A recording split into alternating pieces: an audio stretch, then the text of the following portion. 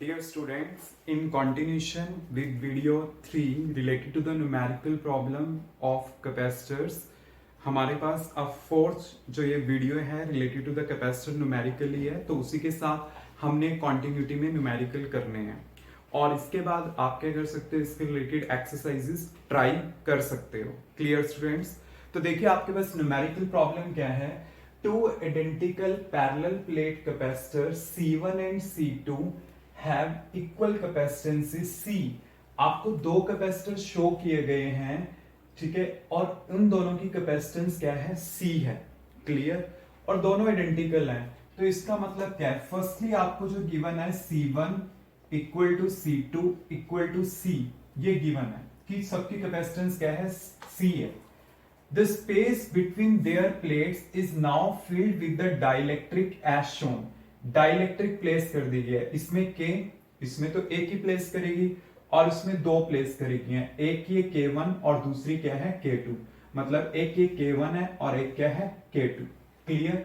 उसके बाद क्या है, if the two capacitors still have equal capacitance, तब भी उन दोनों की कैपेसिटेंस क्या रहती है, सेम रहती है।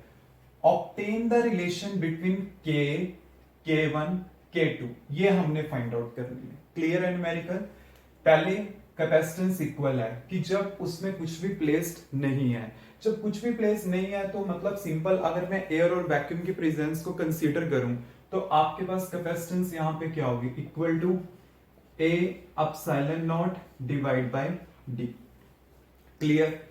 अब इसमें क्या किया गया, डाइलेक्ट्रिक को प्लेस कर दिया गया। जब डाइलेक्ट्रिक को प्लेस किया गया तब कैपेसिटेंस जो न्यू मेरे पास बनती है, let it be C1 dash, तो उसमें क्या है, एरिया तो सेम ही है, बस मीडियम प्लेस कर दिया। अब डाइलेक्ट्रिक है एंड डिवाइड बाय D। अगर इसमें डाइलेक्ट्रिक प्लेस है तो अगर मैंने इसको चेंज करना है तो मैं इसको कैसे लिख सकता हूं, एप्सिलॉन नॉट इंटू के, जैसा मैंने आपको पहले न्यूमेरिकल्स में बताया था, और आपके पास ये आ जाएगा। तो ये क्या आ जाएगा, के, और A epsilon naught divide bye D किसके इक्विवेलेंट है, सी के।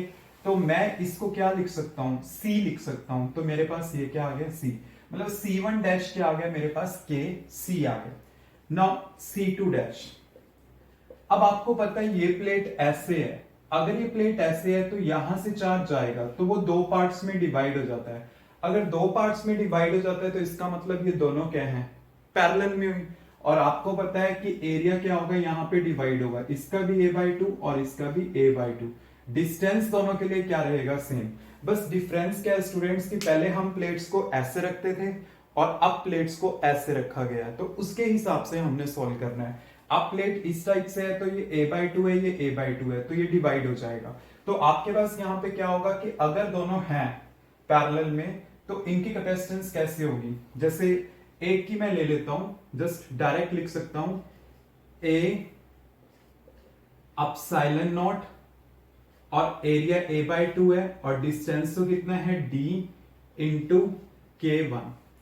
क्योंकि स्टूडेंट आपको पता है पैरेलल में सिंपल ऐड होते हैं, और अगर आपने थर्ड वीडियो अच्छे से देखी है देन आपको ये क्लियरली अंडरस्टैंड हो जाएगा कि मैंने क्यों ये लिखा। a/2 epsilon not into K1 divide by D। ऐसे ही सेकेंड पार्ट के लिए क्या होगा, A epsilon naught divide bye 2, और यहां पे क्या आएगा, D डिस्टेंस ही होगा और डाइलेक्ट्रिक कांस्टेंट K2। अब मैं क्या करता हूं, A epsilon naught divide bye 2D को कॉमन ले लेता हूं, और यहां पे क्या आ जाएगा, K1 प्लस K2। क्लियर? और A epsilon naught divide by D क्या है, C, तो मैं यहां पे पुट कर लेता हूं, C/2 K1 प्लस K2, यहां पे ये आ जाएगा। अब आपको पता है उन्होंने दिया है स्टिल हैव इक्वल कैपेसिटेंस। अगर अभी भी उनके पास सेम कैपेसिटेंस है तो C1 डैश और C2 डैश दोनों क्या होंगे, इक्वल होंगे। तो मैं यहां पे C1 डैश और C2 डैश को इक्वल पुट कर लेता हूं। तो यहां पे मैंने इसकी वैल्यू पुट करी K C, और यहां पे वैल्यू पुट करी C/2 K1 plus K2। C will be cancel out. Now we will get K equal to 1/2 K1 plus K2। तो स्टूडेंट्स अब जो आपके पास आंसर आया वो इस टाइप से है, k equal to 1/2 k1 plus k2। Just किया क्या है कि पहले इक्वल कैपेसिटेंस थी जब एयर और वैक्यूम थी, फिर भी कैपेसिटेंस है कि इक्वल है जब आप डाइलेक्ट्रिक को प्लेस कर देते हो। तो ये तो सिंपल एक ही थी और यहाँ पे दो थी और पैरेलल में है, पैरेलल में सिंपल ऐड कर दी, एरिया डिवाइड हो गया, तो उसके हिसाब से मैंने कैलकुलेशन कर दी। अगर आपने वीडियो 3 को अच्छे से देखा है तो हम इसको डायरेक्ट ये लिख सकते हैं और अब दोनों को मैंने इक्वेट कर दिया, तो आपके पास क्या है, ये दोनों कैंसिल आउट हो जाएंगे, तो k इक्वल टू क्या आ जाएगा 1/2 k1 plus k2। Clear students? तो ये हमारे पास क्या होगा, इसका आंसर होगा।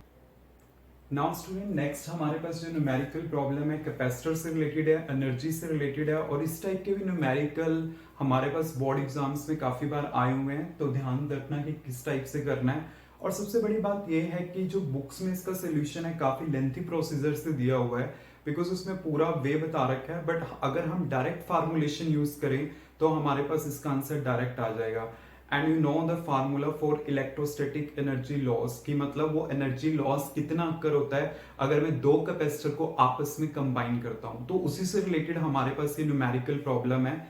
तो देखिए क्या है, a 600 picofarad capacitor is charged by a 200 volt supply। मतलब एक कैपेसिटेंस आपको दी गई है कितनी, 600 पिकोफैरेड, मतलब 10⁻⁻12 फैरेड। ठीक है, इस charge by the 200 volt supply, मतलब फर्स्ट वोल्टेज कितनी है 200 वोल्ट। उसके बाद क्या है, it is then disconnected from the supply, मतलब उसे फिर क्या कर लिया, डिस्कनेक्ट कर लिया, and it is connected to the another uncharge 600 picofarad capacitor. एक अनदर कैपेसिटर आपको गिवन है C2 600 सेम ही है इंटू 10⁻⁻12 फैरेड। मतलब है क्या, एक कैपेसिटर है, पहले एक बैटरी लगा के उसको चार्ज किया गया है और फिर उसके बाद उस बैटरी को हटा दिया गया है। जब ये कैपेसिटर चार्ज हो गया तो हमने क्या कर दिया, इसे एक अनदर कैपेसिटर के क्रॉस कनेक्ट कर दिया। ये सिचुएशन आपको गिवन है। तो आपके पास C2 गिवन है, बट ये अनचार्ज था। अगर अनचार्ज था तो पोटेंशियल इसके लिए क्या होगा, 0 होगा। आपने बताना है how much energy is lost in the process. तो एनर्जी लॉस का आपको डायरेक्ट फार्मूला पता है, U1 minus U2 equal to क्या होता है, C1 into C2 V1 minus V2 whole square divided by 2 C1 plus C2। ये आपने डायरेक्ट फार्मूला याद रखना है, इससे सॉल्व हो जाएगा। तो आपके पास क्या होगा स्टूडेंट, C1 कितना है 600 इंटू 10⁻⁻12 और C2 भी कितना है 600 into 10⁻⁻12। V1 minus V2, V1 200 है और V2 कितना है हमारे पास 0, तो मैंने यहां पे 0 पुट कर दिया। इसका स्क्वायर डिवाइडेड बाय क्या होगा 2C1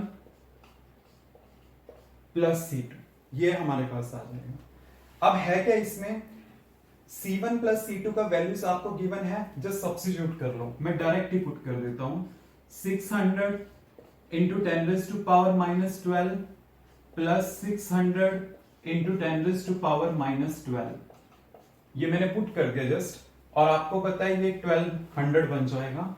मतलब कैसे होगा, 600 का स्क्वायर इंटू 10⁻⁻24 आ जाएगा इसका करके, इंटू क्या आएगा, ये हमारे पास क्या है 200 का स्क्वायर ये होगा, एंड डिवाइड बाय क्या होगा 2, और ये कितना होगा 10⁻⁻12 कॉमन आ जाएगा। 600 प्लस 600 कितना होता है 1200, तो ये 1200 होगा इंटू 10⁻⁻12। और स्टूडेंट जस्ट एक कैलकुलेशन है, आई नो कि लेंथी कैलकुलेशन है, बट अगर कैलकुलेशन आप करोगे तो आपके पास इसका जो आंसर आएगा वो क्या आ जाएगा, U1 minus U2 equal to 6 into 10⁻⁻6 joule. इतनी एनर्जी रिलीज होगी। मतलब करना क्या है, फार्मूला है C1 C2 V1 V2 given है, आपने जो सब्स्टिट्यूट किया and after the calculation we will get this answer. ये काफी बार एग्जाम में आया हुआ है, बट इसमें ना ये चीज याद रखनी है, 600 और 600 इनका एडिशन कैसे करना है, जब हम ये पावर कॉमन ले लेंगे तो 600 प्लस 600 कितना हो जाएगा 1200. After doing the calculation we will get this type of the answer. Clear students? So students capacitors की ये जो हमने 4 वीडियो बनाई है related to the numericals problem, अगर आप उसे ध्यान से देखते हो then you can do your numericals problem in a very easy way. ठीक है, तो मतलब इससे आपको बोर्ड में प्रॉब्लम नहीं आएगी. और सबसे बड़ी बात यह है कि जितनी भी वो 4 वीडियोस हैं हमारे पास, वो सारी की सारी सीबीएसई न्यूमेरिकल पे बेस्ड है, वो सभी हमारे पास सीबीएसई एग्जाम में आए हुए हैं. क्लियर?